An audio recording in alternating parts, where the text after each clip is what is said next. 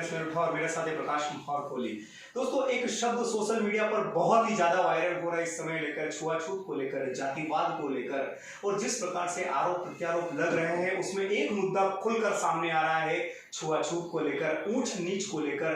कुछ लोग ऐसे हैं जो कहते हैं कि आपको हिंदू धर्म होने पर गर्व होना चाहिए, लेकिन जब बात समानता की आती है तब कुछ लोग कहते हैं कि हमें हिंदू होने पर गर्व नहीं, शर्म महसूस होती है। कुछ यही शब्द सोशल मीडिया पर इतने वायरल हो रहे हैं जिसकी मैं कोई सीमा नहीं बता सकता हूं। लाखों करोड़ों के तादाद में उस पर व्यूज आ रहे हैं, कमेंट आ रहे हैं। तो आइए जानने का प्रयास करते हैं कि वो कौन शख्स है जिसने एक छोटे से मुद्दे को राष्ट्रीय स्तर का मुद्दा बना दिया और कहीं न कहीं संसद से लेकर सड़कों पर तक चर्चा का विषय बना दिया कि कोई एक महिला शांत हो जाती है और उसकी मुख्य धारा के शमशान में उसकी दाह संस्कार नहीं होता है, उसे ऐसी जगह जलाया जाता है जिसे हम नीचता कहते हैं, जिसे एकांतता कहते हैं, जिसे समाज से दूरी कहते हैं। तो हमारे बीच में आज बैठे हुए हैं मनोज परमार जी। आइए इनसे जानने का प्रयास करेंगे। सबसे पहले मैं आपको इनका परिचय बता दूं, ये एक इंदौर में बहुत ही प्रसिद्ध एक यात्रा निकलती है भूतेश्वर यात्रा। इसके संयोजक है, अर्थात मैं कह सकता हूं कि इनके रग रग के अंदर हिंदुत्व बसा हुआ है। लेकिन इन्हीं के शब्द थे दोस्तों,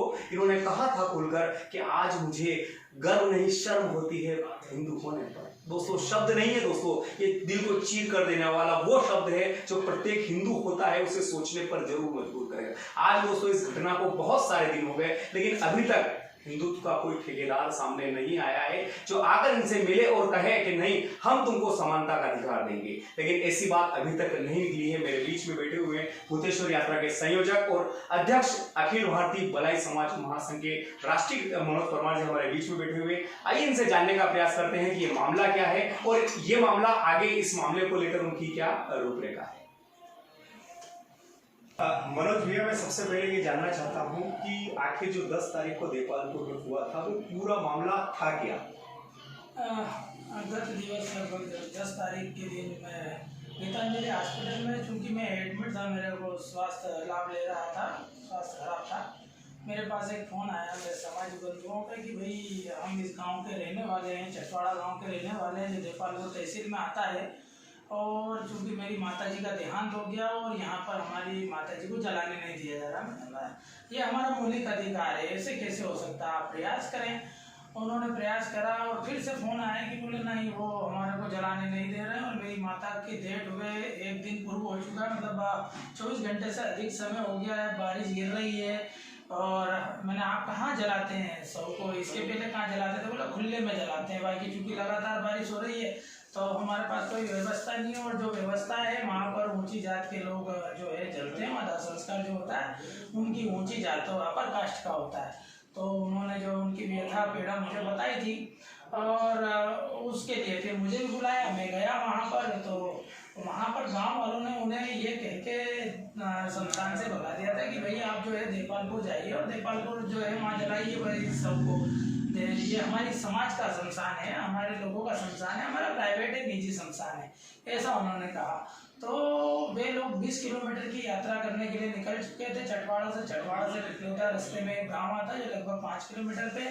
मैं उन्हें पिपलोदा गाँव के लगभग समकक्षी मिला और मैंने बोला क्या हुआ, तो उन्होंने बताया कि हम तो वहाँ देपालपुर सरदार करने जा रहे थे। मैंने, वो तो यहाँ से 20-25 किलोमीटर है। तो बोले वैसा इधर जलाने नहीं दे रहे हमको। तो ऐसा नहीं हो सकता, ये हमारा मौलिक अधिकार है, हमारी मूलभूत सुविधाओं में से एक है। और चूँकि वो लोग रोकने वाले जो हैं वो भी मेरे ही धर्म के लोग हैं, मेरा धर्म हिंदू है, उनका धर्म भी हिंदू है, रामकृष्ण को मानने वाले वो लोग हैं, रामकृष्ण को मानने वाले हम लोग हैं। तो अंतर कहाँ आ रहा, केवल जाति में आ रहा है। तो मैंने प्रयास करेंगे, समझाएंगे, हमने प्रयास करने की कोशिश करी। हम दोबारा 5 किलोमीटर वापस से पिपलोदा गाँव से हम पुनः चटवाड़ा के लिए गए शव को जलाने के लिए, किंतु पूरा गाँव एकत्रित हो गया और उन्होंने जो है हथियारों के बल शव यात्रा को रोका और रोकने के साथ अभद्रता की जाति सूचक शब्दों का भी इस्तेमाल किया। यहाँ तक कि यदि अगर 4 कदम भी मैं शव यात्रा को आगे लेकर चलता तो ऐसी स्थिति थी कि वहाँ नरसंहार होता दलितों का। इतना भयानक माहौल वहाँ पर हो गया था कि शव यात्रा में से हमारे गरीब वंचित तबके के लोग भागने लग गए थे, भाग गए थे। हम लगभग 200 लोग थे, शव यात्रा में 50 लोग बचे थे। ऐसी स्थिति में मैंने वहाँ पर धरना देना उचित समझा, क्योंकि मैं अगर आक्रामक रूप अपनाऊंगा तो भाई दोनों हाथ से ताली बजेगी और नुकसान हमारे लोगों का हो जाएगा। तो इसलिए मैंने जो है वहाँ पर धरना देना उचित समझा। मैंने वहाँ पर धरना दे दिया। वो लोग मारने के लिए आक्रामक हुए। मैंने बोला हम तो मरने आए और हम आपके परिवार में आए हैं और आपके परिवार के लोग हैं, आपके समाज के लोग हैं, आपके धर्म के लोग हैं, तो कृपया मेरा करबद्ध निवेदन है, दलित समाज का अध्यक्ष होने के नाते आप हमारे शव को जलने दें। उन्होंने स्पष्ट मना कर दिया। उन्होंने कह दिया भैया कि हमारे यहाँ पर आपको जलने नहीं दिया जाएगा, ये हमारा प्राइवेट शमशान है। और मेरा ये कहना था कि भाई ये हमारा मौलिक अधिकार है, मूलभूत सुविधाओं के तहत। चूंकि मेरा जन्म हिंदू धर्म में हो, मेरा समाज हिंदू धर्म को मानता है, इसलिए इस शव को यहाँ पर जलने दिया जाए। वो लोग अंततः नहीं माने। हमने पुलिस प्रशासन बनाया तो पुलिस प्रशासन गिनती के नाम से 4 पुलिसकर्मी आए, तहसीलदार बजरंग बहादुर आए, किसी ने उन्हें समझाने का प्रयास नहीं करा। वो भी समझा रहे थे, मुझे समझा रहे थे। वे सबने लगातार कहते रहे कि भाई आप जो है दूसरी जगह जला लो। अब दूसरी जगह यदि होती तो जलाते ही ना। दूसरी जगह तो है ही नहीं, तो कहाँ जलाएंगे दूसरी जगह। ऐसी स्थिति में लगातार बारिश हो रही थी और मैं लगभग 9 घंटे तक शव को लेकर धरने पर बैठा रहा। बाकी एक भी व्यक्ति, हजारों की संख्या में से एक भी व्यक्ति समझदार, इंसानियत वाला, मानवता वाला ऐसा नहीं दिखा जिसने बोला हो कि ये शव पड़ा हुआ है, इस शव का सम्मान पूर्वक दाह संस्कार कर दिया जाए। अच्छा परमार जी, आप एक सवाल का जवाब दीजिए। आपने इतनी बड़ी घटनाक्रम बताई, हम भी उसी समुदाय के रोकने वाले हैं। इस देश का एक सबसे बड़ा संगठन है आरएसएस, उसके मुखिया क्या कि 2 या 4 दिन पहले एक बहुत बड़ा बयान आया है कि इस देश में समान संहिता कानून लागू किया जाएगा। तो क्या दिखता है कि देश में संभव है ऐसा? देखो, असंभव तो दुनिया में कुछ भी नहीं है। जी। एक समय हमारे यहाँ पर सती प्रथा थी, जी, जिसको जोहर भी कहते थे, वो बंद हुआ। एक बाल विवाह था, एक वो बंद हुआ। दासी प्रथा थी, देवदासी प्रथा थी, ऐसी बहुत सारी नर बलियां भी होती थी। उनको बहुत समय लगा। वर्तमान में ये कहना कि समानता आ गई है तो ये केवल शहरों की बात है। पेपरों में, कागजों में, अखबारों में ही ये शब्द सुंदर दिखते हैं। धरातल पे समानता नहीं है, धरातल पे समरसता नहीं है। आज भी हमारे अनुसूचित जाति वर्ग के व्यक्ति को घोड़ी नहीं चढ़ने दिया जाता, गांव के अंदर बारात नहीं निकालने दी जाती। यदि वो बारात निकाल ले तो उसका हुक्का पानी बंद कर दिया जाता, मंदिरों में प्रवेश नहीं करने दिया जाता। उनको जो सरकार के द्वारा 2 बीघा 4 बीघा का पट्टे सेवा भूमि दी जाती है, उस पर अनर्गल रूप से, अवैध रूप से कब्जा कर लिया जाता। तो हमारे यहाँ पर लोगों को पर इतना अत्याचार होता है, वो अपने अत्याचार को शब्दों में बयां नहीं कर सकते, क्योंकि अगर बयां करेंगे तो और अत्याचार होगा और उनको रहना वहीं पर है। अच्छा, चूंकि मेरा समाज अशिक्षित और दिहाड़ी मजदूर है, उनको वहीं पर नौकरी करना है, उन्हीं से अनाज लेना है और वहीं पर रहना है, इसलिए वो जमींदार, जागीरदार जैसे दबंग लोग जो पैसे से संपन्न होते हैं, आर्थिक रूप से भी संपन्न है, सिर्फ बुद्धि से गरीब है वो सिर्फ बुद्धि से गरीब है। शरीर से संपन्न हो सकते हैं, पैसे से संपन्न हो सकते हैं, बाकी बुद्धि से उनसे ज्यादा गरीब बुद्धि वाला मिलेगा ही नहीं दुनिया में, जिन्होंने ऊंच नीच का भाव जिंदा रखा, भेदभाव का जिंदा रखा। और यहाँ तक तो ठीक है, वो हमारे लोगों को पेड़ से बांध कर जो है जानवरों की तरह मारना, उनको मानव मूत्र पिला देना, और यदि कोई त्रुटि हो जाए तो उनके मल द्वार में पेट्रोल डाल देना, पेचकस घुसेड़ देना। मतलब इतने जानवरों से गंदा बर्ताव करते हैं हमारे लोगों के साथ में। और इन सब अव्यवस्थाओं को देख के मेरा दिल रो देता है। जी अच्छा, आपने उस दिन एक शब्द बोला था कि अगर हमको ये समानता का अधिकार, अगर ये मूलभूत अधिकार को नहीं लिखा जाए तो मैं 5 लाख लोगों से हिंदू धर्म छोड़ दूंगा। तो इस विषय पर आप क्या कहना है? जी, मैंने उस समय जरूर बोला। मैं काफ़ी दुखी था, व्यथित था।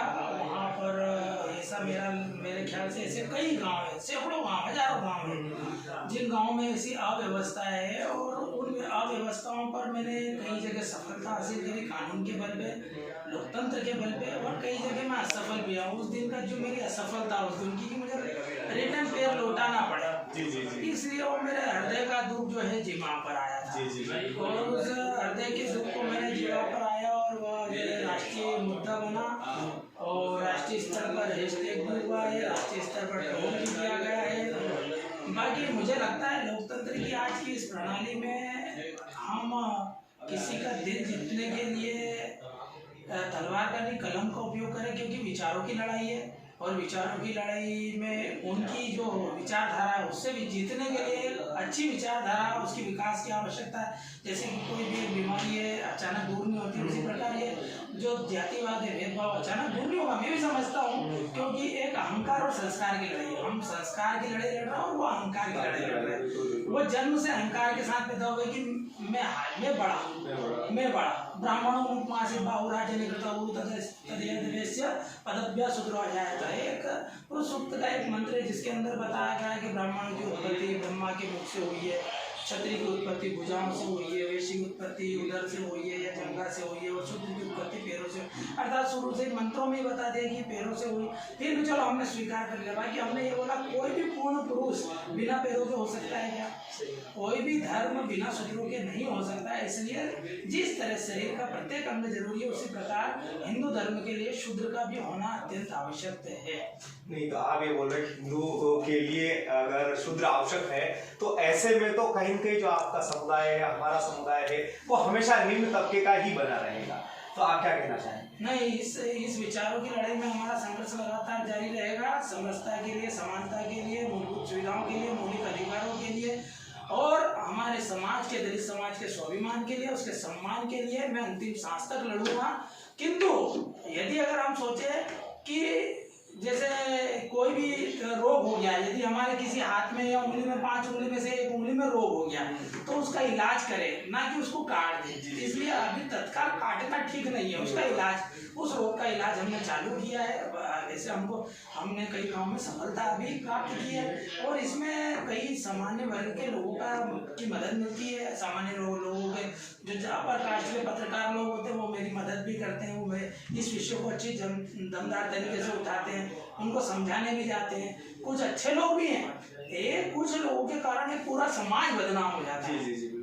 सभी में 100 गांव है तो हम ये मान सकते हैं कि 70 गांव में होगा, तो भाई वो 70 गांव में हो रहा, तो 30 गांवों को जो निर्दोष है उनको मैं दोषी नहीं कह सकता। बिल्कुल। अच्छा, इसके बाद जो मामला हुआ था 10 सितंबर को, इस मामले में आपके आगे की क्या तैयारी है, क्या रूपरेखा है? इस मामले को कहाँ तक नेशनलाइज करना है इस मुद्दे को? बिल्कुल, मेरे को इस मामला, ये कोई एक मामला थोड़ी पहला और आखिरी भी नहीं है। ऐसे सैकड़ों हजारों मामले होते हैं। बस ये है कि इस मामले में को मीडिया के द्वारा हाथों हाथ लिया गया, विपक्ष के द्वारा हाथों हाथ लिया गया, और इसको एक बहुत बड़ा ट्रेंड मिला है ना।